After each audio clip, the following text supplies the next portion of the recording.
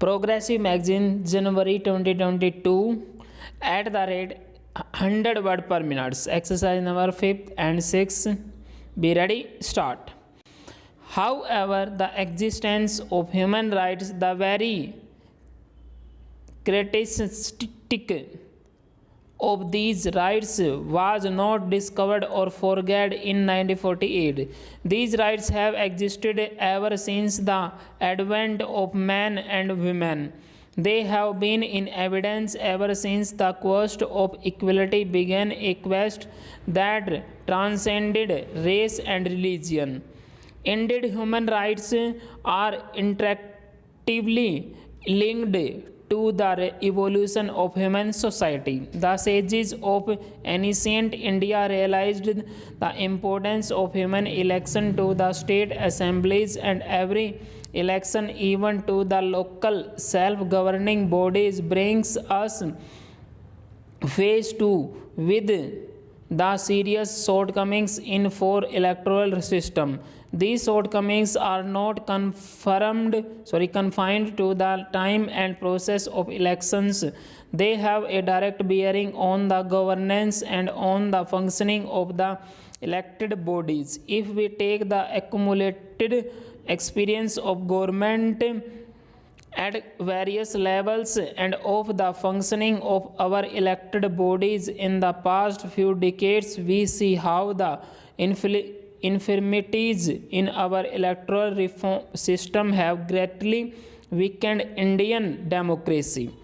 The common people are the ultimate sufferers of flawed elections and the bad governance that results from them. Such governments lack the capacity to deliver on their promise to the electoral. This is the main reason why the political parties and the entire electoral exercise have less credibility today than before in the eyes of the voters. The resultant apathy and cynicism are not good for our democracy. Indian democracy thus exhibits a worrying paradox. On the one hand, we take legitimate pride in the fact that India is the world's largest democracy and that its preservation is our greatest achievement since independence. It is also true that at no time does the vibrancy of Indian democracy become more manifest than during elections. Yet, on the other hand, it is may weakness in our electoral system that have impaired our democracy the most. Full stop.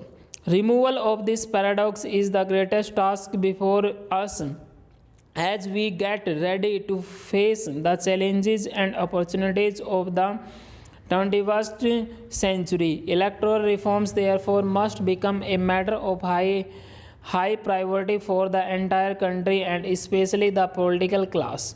The national agenda for governance, which my party and our alliance partners have joined adopted as the basis for our government, has clearly stated our commitment to implement electoral reforms. Personally speaking, this has been my area of concern for a very long time now.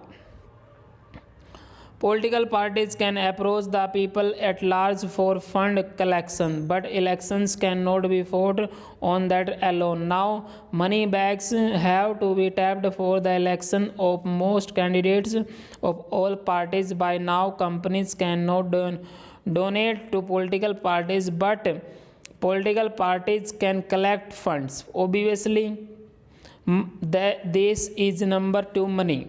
There is no amounting of this money. The Joint Select Committee of Parliament had accepted the recommendation that an expert committee be set up for this. This was, however, not done. In 1990, the then Law Minister had prepared an amendment bill proposing extensive amendments to the Representation of the People's Act. Those proposals represented a consensus between all the political parties.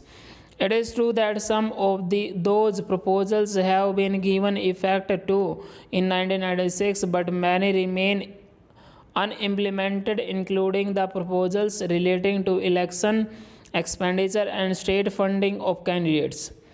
My government has taken the exercise of electoral reforms seriously. We appointed a committee on state funding of elections under the chairmanship of Sri Indrajit Gupta.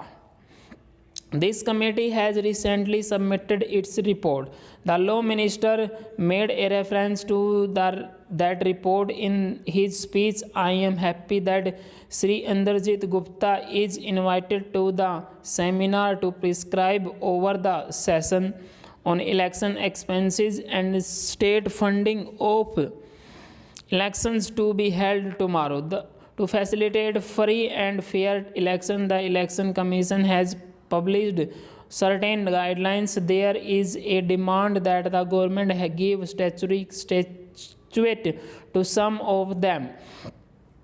Effective implementation of these rules of conduct depends upon the good sense of the political parties, sense of discipline on the part of the administrative apparatus, and the willing cooperation of the public at large. The proposal of the Law Commission to introduce list system of election, which is also known as proportionate representation for an additional 138 seats of the Lok Sabha, is a welcome step. I say so because the system of the first past the post is a gamble. It does not always represent the people's will, especially in a multi-party systems like ours. Conflicts fuels proof that in most constituencies the winning candidates gets elected on the basis of a minority of the votes cast, resulting general nationwide misapprehension. Many of our parties represent democratic opinion of specific sections of our society. However, their share in the election bodies does not always correspond to their vote share. This creates a sense of non-involvement among them. This requires a correction at the earliest in our electoral system. Full stop. Student ये आपका 800 से थोड़ा सा ज़्यादा speed है, इसको आप type कीजिए, टाइप करने के बाद आप इसको मैच कीजिए। धन्यवाद।